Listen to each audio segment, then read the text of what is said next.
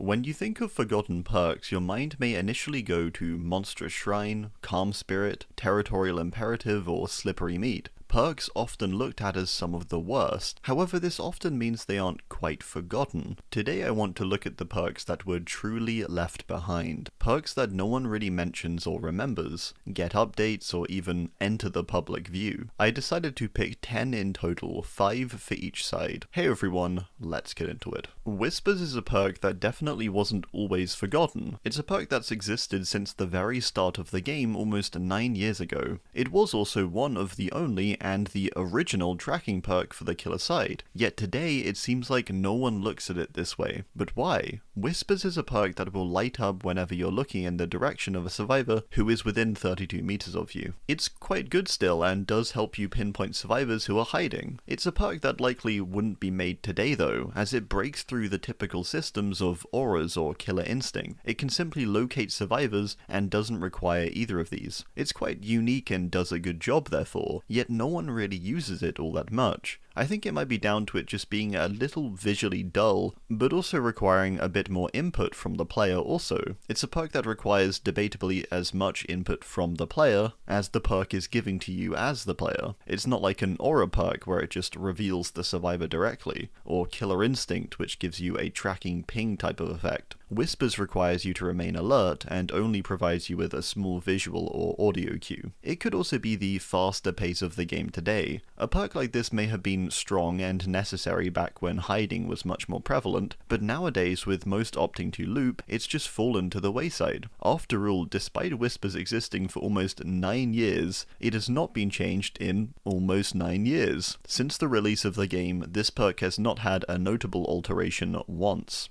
The one patch log it has is from year 1, where a bug caused it to activate on dead survivors. That's it. If it had been more relevant and useful to the times throughout the past 9 years, it surely would have gotten something, but it just never has. I guess it doesn't help either that it's a general perk. These perks I think there's generally less incentive to buff, adjust, or nerf them. Self-Preservation is a perk that released with Yunjin and is honestly one of the most useless and pointless survivor perks that exist, which is probably why it was forgotten so quickly and has remained that way since. It's currently in the top 5 least used perks in the game via Nightlight, and the least most used survivor perk with a near 0.5% pick rate. It's not too hard to see why either. It's a perk that will hide your scratch marks and blood for 10 seconds when another survivor within 16 meters of you is hit.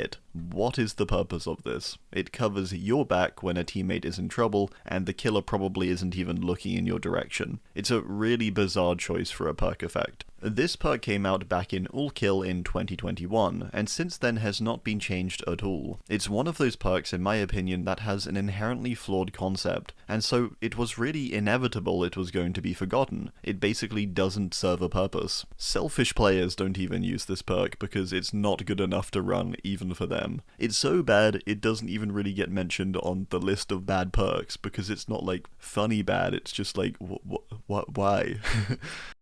Shattered Hope is a perk we surely have to mention, a perk made to counter a meta which it didn't quite arrive in time for. This perk allows you to shatter a totem after snuffing a boon. This disallows survivors from using the boon spot more than once. This was a suggested change very early on into the boon meta, when many were frustrated by the presence of Boon's Circle of Healing. Many wanted this break effect to either become base kit or become a perk. Behavior opted for the latter, introducing Shattered Hope to the killer side around 9 months later from Circle of Healing's release. It was just a little too late though. By this time the boon meta had come, peaked, fallen, and was nearly gone by the time Shattered Hope came out. I think it didn't help either that this was overshadowed entirely by the 6th year anniversary. It also didn't help that Shattered Hope had no other effect, aside its ability to break boon totems, which was something not only being required less and less at the time, but was also just not enough to consider using it as it took up a whole perk slot. It also didn't get close to guaranteed guaranteeing that you'd be able to use the perk, or it'd even help against boons, with some teams setting them up far away from the action. Sometimes it just wasn't worth it, so even as a boon counter it wasn't really reliable. Therefore Shattered Hope was just kind of pointless, a perk in concept which was really nice to have, but in action really wasn't that functionally useful in countering boons. It was far too costly at least, and definitely the less favoured pick over having this mechanic as base kit. Speaking from personal experience, I've managed to use this perk about twice, even though I've brought it into far more trials. Even trials that have had boons in them, and I've had Shattered Hope at the time, haven't concluded with me using the perk. Sometimes it's just not that situationally useful or a good use of time to go and stomp a faraway boon. Today this perk is this strange shell, a thing created to stop a powerful force that was released too late to counter what it was made to counter.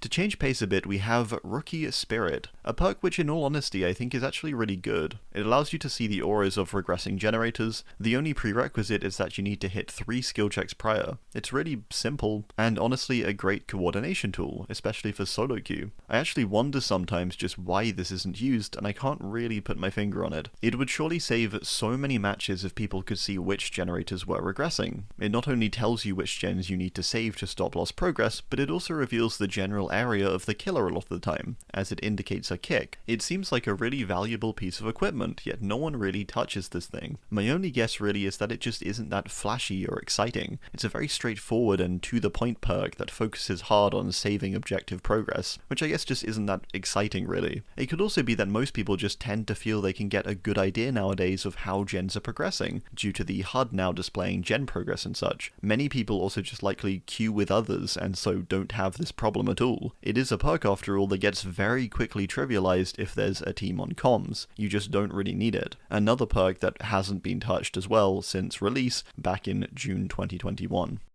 Scourge Hook Hangman's Trick is a perk on the more debatable end of Forgotten, as it has had a few tweaks and overhauls over the years. I wanted to include it though, as I feel despite all the changes it's gone through, it still remained unplayed and uncared for despite this. No matter how much this perk changes seemingly, no one cares. This perk is a Scourge Hook and affects 4 hooks. It reveals when survivors are sabotaging a hook, it reveals the auras of survivors nearby to the hooks also. It's just such a weird combination though, right? A perk which has the directive seemingly to counter sabotaging, but it just feels far too niche and specific to ever bother running this. How many times does someone realistically sabotage against you in your killer games? Then how much do they realistically do it when out of your line of sight? It's a really tiny number for me. Most people are just going to see the person sabotaging, and so a noise notification alerting them isn't going to help them really. A longer sabo duration, maybe, or a sabo entity block of some kind, possibly. This current effect just doesn't do much though. Then the aura thing is nice, but also just sort of weird, revealing auras of survivors close to only the Scourge hooks. Unlike many others on this list, this perk has had 4 versions. Originally it allowed for faster hook repair and a sabotage noise notification. It then added a faster repair speed for sabotaged bear traps. Yes, bear traps used to be sabotageable.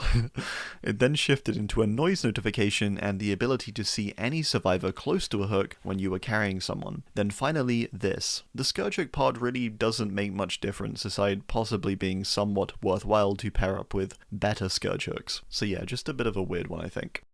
Cut Loose is a pretty forgotten perk I would say. It came out with Talita Lyra and fulfilled maybe one of the most specific roles the game has seen for a perk. It silences your vaults for 6 seconds after fast vaulting in a chase, so you have to vault and then it activates for subsequent vaults.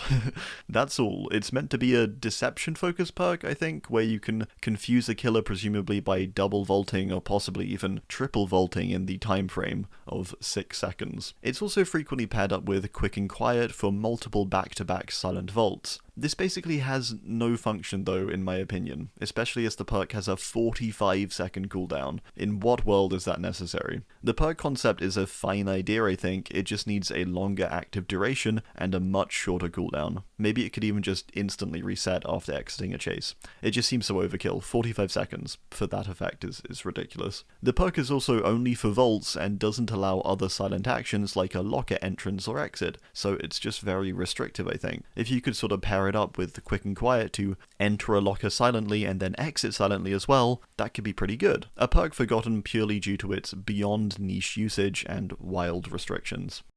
Camaraderie is a perk that released with Stranger Things in 2019, and so it may be surprising to see here. It's also a perk that's actually quite good, yet no one really uses it or ever mentions this thing. A perk almost completely forgotten by the player base, with one of the lowest pick rates in the entire game. It has been changed before too, but the time it was when it went from being a Stranger Things perk to a generic one, and then back to a Stranger Things one. That was all that happened to it. This was down to Stranger Things leaving the game between 2021 and 2023. That's all that's changed about this perk. Its effect is pausing the struggle phase of your hook whenever a teammate comes within 16 meters of you. And it does this for 34 seconds. It's genuinely a really strong anti-camp. My assumption to why it isn't used really is similar to some other ones here. It's that for the most part, people will either just go for the save and not wait out the time, or they'll be on comms and can coordinate it, or they simply have a perk like Reassurance which does the job better. In solo queue, this perk is also sort of hard to pick up on. It's why it would be great to have all Survivor perks visible pre-game, so you could coordinate this stuff better, and be more aware of what your teammates have. But hey, maybe someday. I think this perk has fallen to the wayside due to its lack of use in solo queue, and its lack of necessity when queuing with friends. Also simply having a better alternative, Reassurance, which has an optional trigger for its activation. I also just thought of this now, but we also have anti-camp now as a feature, and this perk sort of works alongside that. A lot of the time now, I think if a killer was camping in this way, you'd be able to just unhook yourself in the same time that Camaraderie would buy, if that makes sense.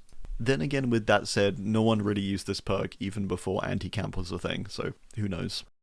Overwhelming and Unnerving Prsence I thought I'd pair together as they do have quite similar effects. One makes it so survivors in your terror radius get smaller skill checks, and the other makes survivor items deplete faster in your terror radius. I've always just wanted these to become one, because they are nowhere close to strong enough alone. I also think these two get weirdly forgotten as people often mistake one for the other and vice versa, which oddly makes them more forgotten, if that makes sense, at least individually. It's a strange setup.